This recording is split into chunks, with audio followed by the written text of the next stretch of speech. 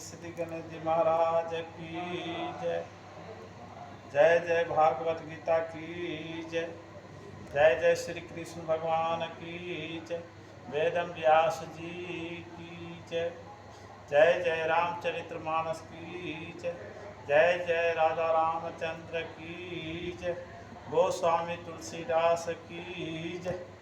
श्री कृष्ण गोविंद हरे मुरारी, हे नाथ नारायण वासुदेव, हे नाथ नारायण वासुदेव, हे नाथ नारायण वासुदेव।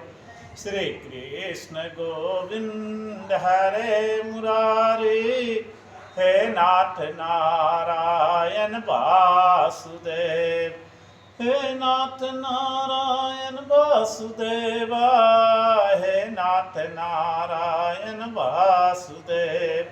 श्री कृष्ण गोविंद हरे मुरारी, हे नाथ नारायण वासुदेव। तुम्ही हो माता पिता, तुम्ही हो बंधु सखा, तुम्ही हे नाथ नारायण वासुदेवा, हे नाथ नारायण वासुदेव।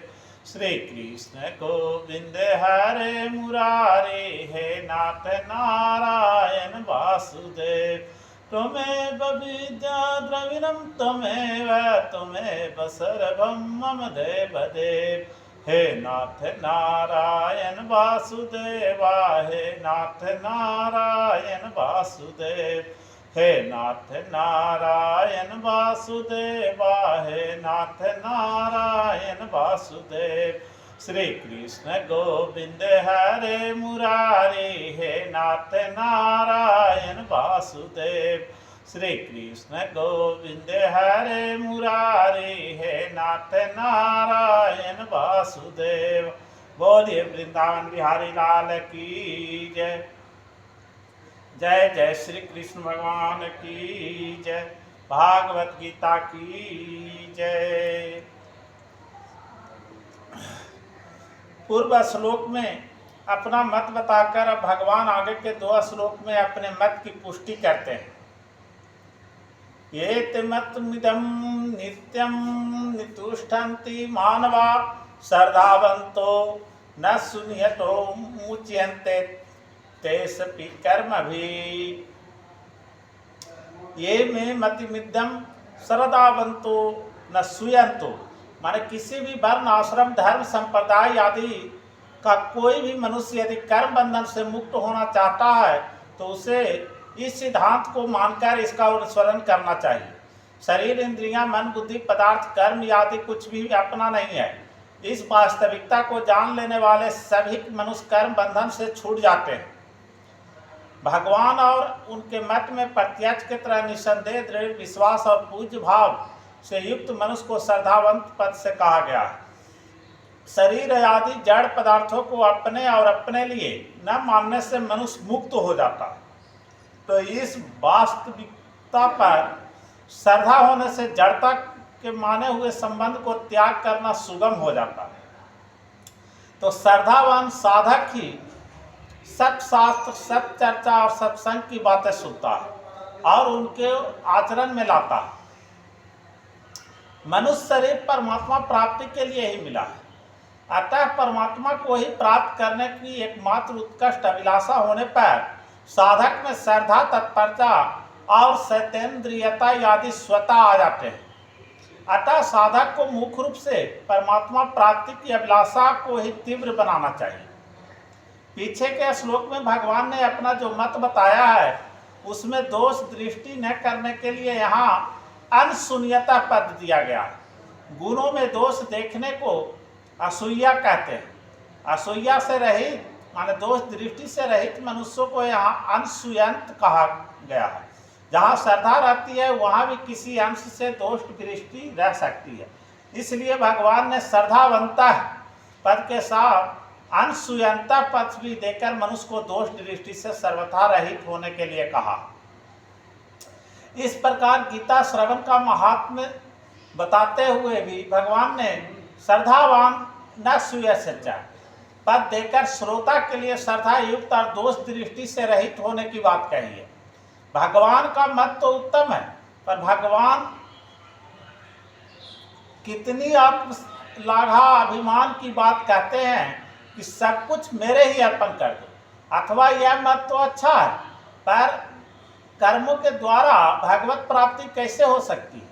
कर्म तो जड़ और बांधने वाले होते हैं। आदि आदि भाव आना ही भगवान के मत में दोष दृष्टि करना है। तो साधक को भगवान और उनके मत दोनों में ही दोष दृष्टि नहीं करना चाहिए। वास्तव में सब कुछ भगवान का ही है, परंतु मनुष्य भूल से भगवान की वस्तुओं को अपनी मानकर बंध जाता है और ममता कामना के बस में होकर दुख पाता रहता है। अतः इस अपनापन का त्याग करवाकर मनुष्य का उद्धार करने के लिए भगवान अपनी सहज करुणा से सब कुछ अपने अर्पण करने की बात कहते हैं। अतः इस विषय में दोष दृष्टि करना अनुचित है। यह तो भगवान का परम सौहार्द और करुणा वात्सल्य ही है कि अपने में कोई अपूर्णता और आवश्यकता न होने पर भी केवल मनुष्य के कल्याणार्थ वे समस्त कर्मों को अपने अर्पण करने के लिए कहते हैं। तो भगवान का मत ही लोक में सिद्धांत कहलाता है। सर्वोपरि सिद्धांत को ही यहाँ मतम पद से कहा गया है। भगवान ने अपने सहज सरलता और निर्भीमानता के कारण सर्वोपरि सिद्धांत को मत नाम से कहा है। यह मत या सिद्धांत त्रिकाल में एक जैसा रहता है, अर्थात इसमें कभी कोई परिवर्तन नहीं होता, चाहे कोई श्रद्धा करे या न करे। यहाँ नित्यम पद मतम का विशेषण है नहीं, प्रत्युत अनुष्ठिष्ठन्ति पद का ही विशेषण है। कारण कि भगवान नित्य है, रोज है, अतः उनसे संबंधित समस्त वस्तुएं भी रोज ही हैं। तो भगवान का मत भी नित्य है और भगवान का मत सर्वोपरि सिद्धांत है, और सिद्धांत वही होता है जो कभी मिटता नहीं। अतः भगवान का मत तो नित्य है ही, इसका अनुष्ठान नित्य होना चाहिए। इसलिए यहाँ क्रिया विशेषण नित्यम पद देने का तात्पर्य है कि भगवान के मत पर नित्य निरंतर स्थित रहना तथा इसके अनुसार अनुष्ठान करना। भगवान का मत क्या है और उसको सदा अनुष्ठान कैसे लिया जाए? तो उत्तर है, मिली हुई कोई भी वस्तु अपना नहीं है, यह भगवान का मत है। शरीर, इंद्रियां, मन, बुद्धि, प्राण, धन, संपत्ति, पदार्थ आदि सब प्राकृतिक के कार्य हैं और संसार भी प्राकृतिक के कार्य। तो इसलिए इन सब वस्तुओं को संसार में एकता है तथा परमात्मा के अंश होने से स्वयं की परमात्मा से एकता है। अतः ये वस्तुएं व्यक्तिगत नहीं है, प्रत्युत इनके उपयोग का अधिकार व्यक्तिगत है। तो इसके सिवाय सद्गुण, सदाचार, त्याग, वैराग, दया, क्षमा आदि भी व्यक्तिगत नहीं है, प्रत्युत भगवान के। ये दैवी संपत्ति अर्थात भगवत प्राप्ति की संपत्ति होने से भगवान के ही हैं। यदि ये सद्गुण, सदाचार आदि अपने होते तो इन पर हमारा पूरा अधिकार होता और हमारी सम्मति के बिना किसी दूसरे को इनकी प्राप्ति नहीं होती। तो इनको अपना मानने से तो अभिमान ही होता है, जो आसुरी संपत्ति का मूल है। तो जो वस्तु अपनी नहीं है उसे अपनी मानने से और उसकी प्राप्ति के लिए कर्म करने से ही बंधन होता है। तो शरीर आदि वस्तुएं अपने तो हैं ही नहीं, अपने लिए भी नहीं है। यदि ये अपने लिए होती तो इनकी प्राप्ति से हमें पूर्ण तृप्ति या संतोष हो जाता, तो पूर्णता का अनुभव हो जाता। परंतु सांसारिक वस्तुएं कितना ही क्यों न मिल जाए, कभी तृप्ति नहीं होती। और तृप्ति या पूर्णता का अनुभव उस वस्तु के मिलने पर होता है जो वास्तव में अपनी है। तो अपनी वास्तविक वस्तु के मिलने पर भी स्वप्न में भी कुछ भी पाने की इच्छा नहीं रहती। जैसे संसार में सभी पुत्रवती स्त्रियां माताएं ही हैं, पर बालक को उन सभी माताओं के मिलने से संतोष नहीं होता, प्रत्युत अपनी माता के मिलने से ही संतोष होता है। तो इस तरह जब तक और पाने की इच्छा रहती है तब तक यही समझना चाहिए कि अपनी वस्तु मिली ही नहीं।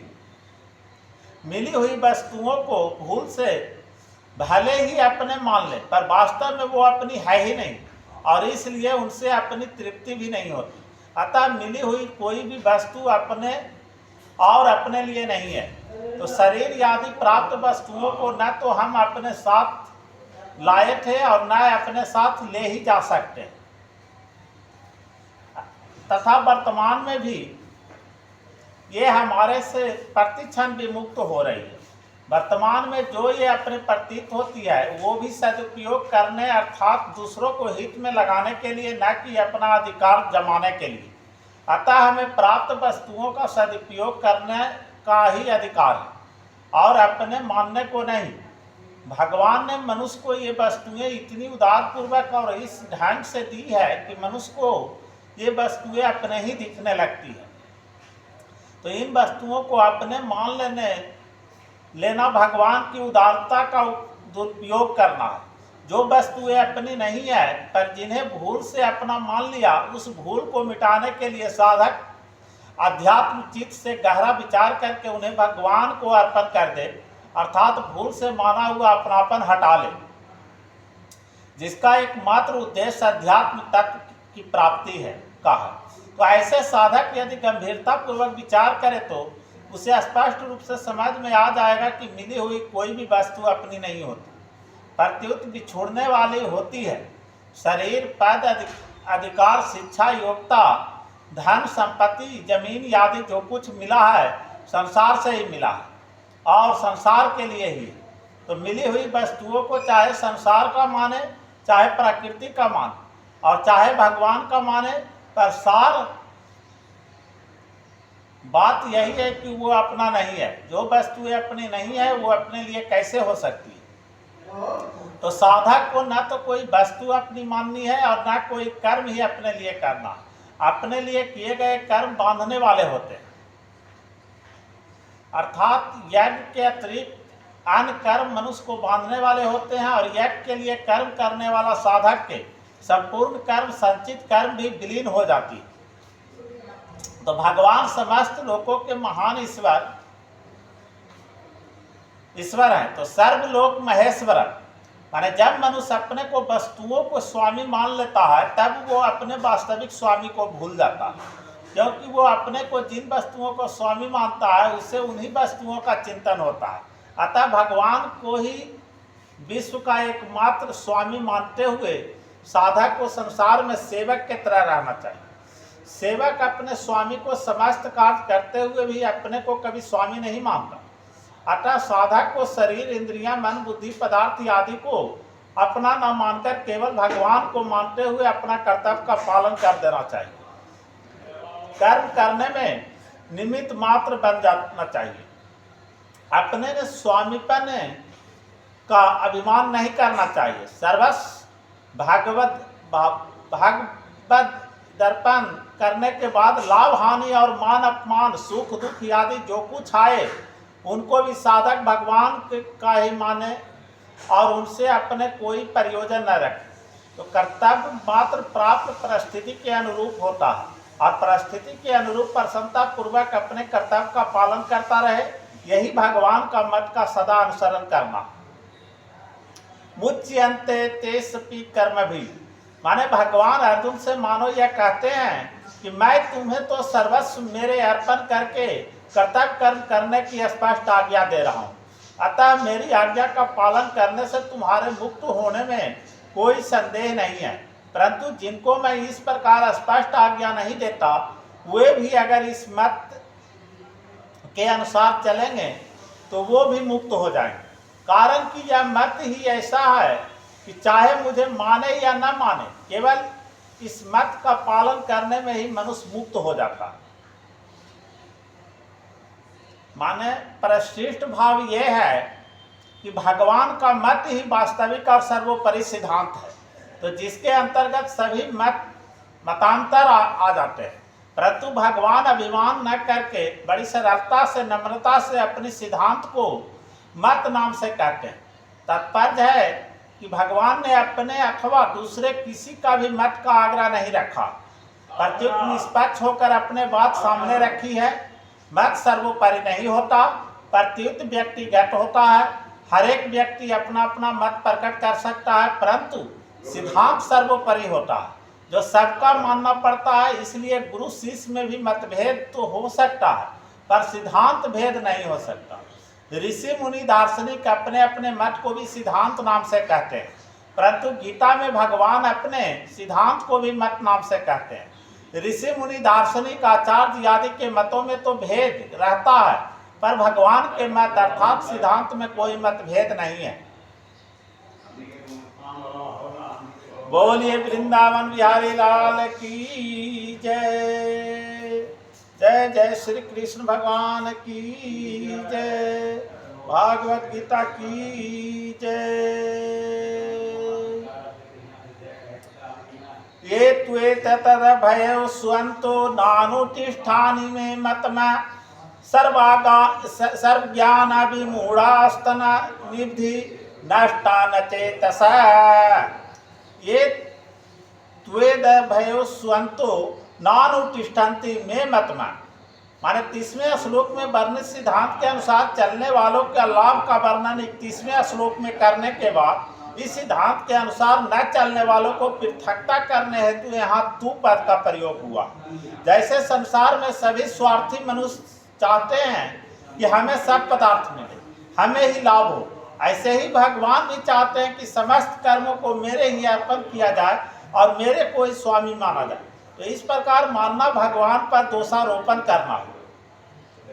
कामना के बिना संसार का कार्य कैसे चलेगा? ममता का सर्वथा त्याग तो हो ही नहीं सकता। राग द्वेष आदि विकारों से रहित होना संभव है। तो इस प्रकार मानना भगवान के मत पर दोषारोपण करना। भोग और संग्रह के इच्छा वाले जो मनुष्य शरीर आदि पदार्थों को अपने और अपने लिए मानते हैं और समस्त कर्म अपने लिए ही करते हैं, वे भगवान के मत के अनुसार नहीं चलते। सर्वज्ञानाभिमूढ़ास्तना, माने जो मनुष्य भगवान के मत के अनुसार नहीं करते, वे सब प्रकार के सांसारिक ज्ञानों में मोहित रहते हैं। वे मोटर, हवाई जहाज, रेडियो, टेलीविजन आदि आविष्कारों में, उनके कला कौशल के जानने में तथा नए नए आविष्कार करने में ही रचे पचे रहते हैं। जल पर तैरने, मकान आदि बनाने और चित्रकारी करने आदि शिल्प कलाओं में, मंत्र तंत्र आदि का जानकारी प्राप्त करने में तथा उनके द्वारा विलक्षण विलक्षण चमत्कार दिखाने में, देश विदेश की भाषाओं, लिपियों, रीति रिवाज, खान पान आदि की जानकारी प्राप्त करने में ही वे लोग रहते हैं। जो कुछ है वह यही है, ऐसा उनका निश्चय होता है। तो ऐसे लोगों को